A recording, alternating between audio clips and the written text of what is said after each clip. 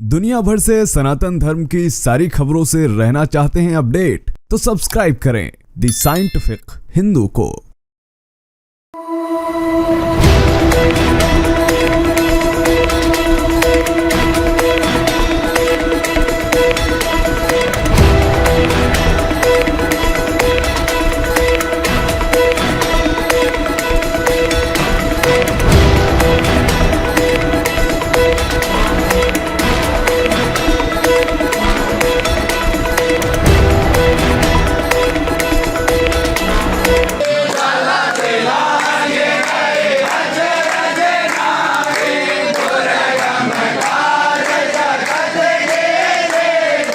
इस वीडियो को देखने के बाद आपको यही समझ में आया होगा कि ये हिंदू भाई गलत कर रहे हैं, मुसलमान सही है। लेकिन मैं आपको बताता हूं कि ये जो मुसलमान है ये गलत कर रहा है।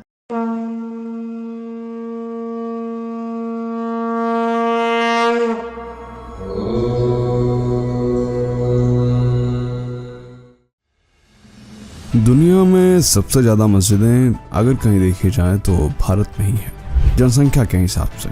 लेकिन फिर भी पता नहीं क्या दिक्कत है कि लोगों को सड़क पे नमाज पढ़ना है, मंदिरों में नमाज पढ़ना है, हर जगह नमाज पढ़नी है मस्जिदों के अलावा। और अगर इस पर कोई टोकता है तो उसे इस्लामोफोबिक कहा जाता है। ये कहा जाता है कि ये इस्लाम विरोधी है।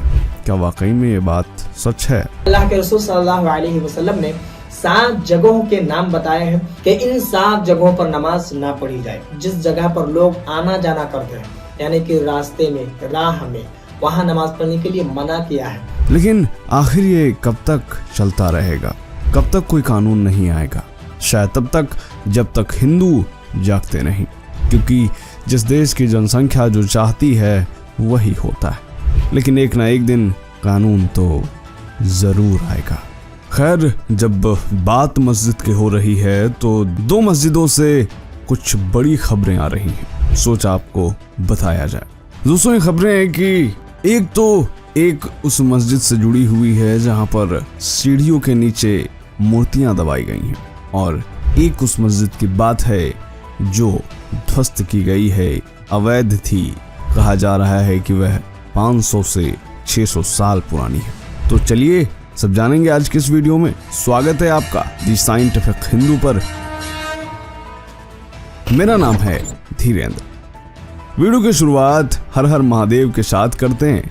आप भी लिखिएगा तो अच्छा लगता है।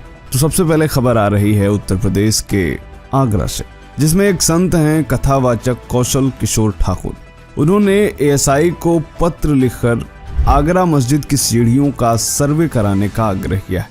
इससे पहले देवकी नंदन ठाकुर जी भी इस पर आवाज उठा चुके हैं। लेकिन कौशल किशोर ठाकुर ने क्या कहा है? उन्होंने कहा है कि यह प्रतिमा वही है जो श्री कृष्ण जन्मस्थान मंदिर के मूल गर्भगृह में प्राण प्रतिष्ठित थी, और सर्वे कराकर उस स्थान का सटीक पता लगाया जाए जहां भगवान श्री कृष्ण की मूर्ति को दबाया गया है। दोस्तों, यह बात ऐसी ही नहीं कही गई है, बल्कि इसको लेकर के हिस्टोरिकल एविडेंस, साहित्य तथा स्थानीय लोगों में भी ये बात प्रचलित है, जो बताती है कि आगरा मस्जिद में भगवान श्री कृष्ण की मूर्तियां हैं।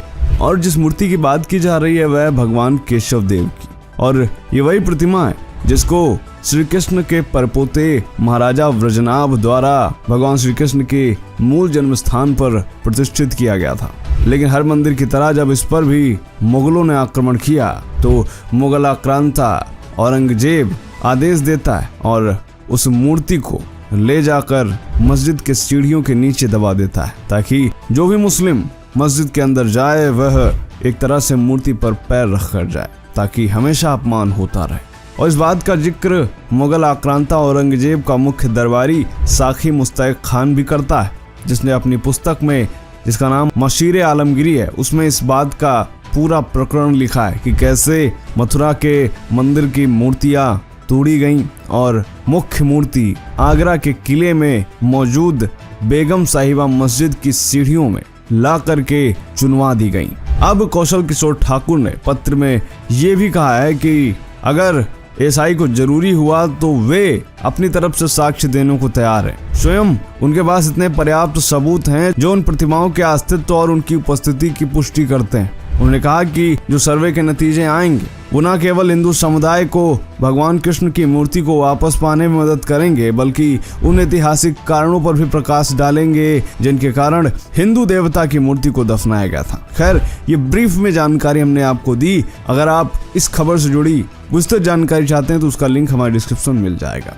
खैर, अब आते हैं दूसरी खबर पर। दिल्ली की अखनूजी मस्जिद का नाम तो आपने सुना ही होगा, अभी इस पर हाल में ही बवाल हुआ था। ये वही मस्जिद है जो करीब 600 साल पुरानी बताई जाती है और इसको 30 जनवरी 2024 को दिल्ली विकास प्राधिकरण यानी DDA ने ध्वस्त कर दिया था। इस मस्जिद के साथ एक मदरसा भी गिरा दिया गया था। इस मदरसे का नाम बहरूल मदरसा था, लेकिन अभी भी इस जगह पर कब्जा करने की कोशिशें जारी हैं। कहा जा रहा है कि ये रमजान का महीना है और उस जगह पर नमाज पढ़ी जाएगी। इसकी इजाजत के लिए मुंतजामिया कमेटी मदरसा बहरूल उलूम और कब्रिस्तान नामक संगठन ने याचिका दायर कर डाली कि हमें इस जगह पर नमाज पढ़नी ही है। इस केस में DDA को प्रतिवादी बनाया गया और मामले की सुनवाई हुई अदालत में, जिसमें मुस्लिम समुदाय द्वारा ये कहा गया कि ये 600 से 700 साल पुरानी मस्जिद थी और इसको DDA ने अवैध रूप से गिराया। DDA को इसे नहीं गिराना चाहिए था क्योंकि यह दिल्ली वक्फ से जुड़ा मामला है। ये DDA की लैंड नहीं, ये दिल्ली वक्फ बोर्ड की लैंड है। मैं दिल्ली वक्फ बोर्ड की तरफ से इमाम हूँ। मस्जिद अखूंजी नाम है इस मस्जिद का। याचिकाकर्ता थे इसमें वकील शम्स ख्वाजा। ये तो रही एक बात। इसके अलावा ये भी कहा गया कि इस जगह पर कई लोगों के परिजनों की कब्रें, इस वजह से भी यहाँ नमाज अदा करने की इजाजत दी जाए।